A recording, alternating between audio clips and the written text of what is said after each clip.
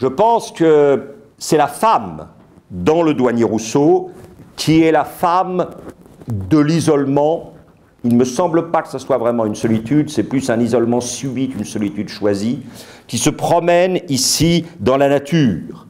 Le côté masculin, lui, trouve toujours à s'employer dans un collectif qui le rassure et qui le dispense de se penser singulier et peut-être isolé. Que ça soit évidemment les joueurs de football ici que j'adore, ou alors quelque chose de plus nettement martial.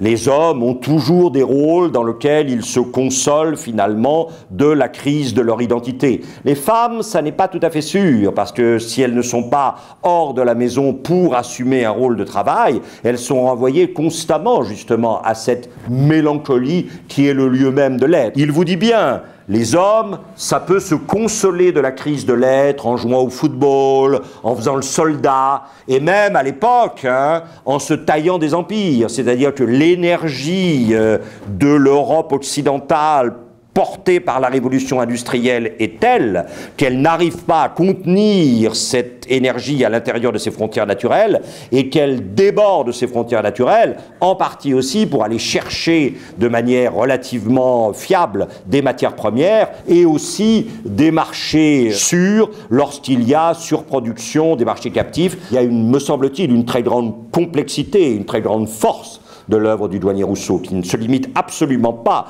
à la naïveté charmeuse ou charmante dont on fait état d'habitude. Et c'est là, évidemment, où on va retrouver ça. Tout à l'heure, elle était dans une forêt occidentale française, et maintenant, elle entre, évidemment, dans la forêt rêvée, dans la forêt exotique, celle, évidemment, dont le charme, par la différence et par les tranchetés, va pouvoir enfin suturer la blessure, effectivement, d'être. Et le ton malarméen est très fort. La chair est triste, hélas, et j'ai lu tous les livres. Fuir, là-bas, fuir. Je sens que les oiseaux sont ivres d'être parmi l'écume inconnue et les cieux. C'est ça. C'est l'invitation au voyage de Baudelaire, c'est effectivement le sonnet de Mallarmé sur la fuite.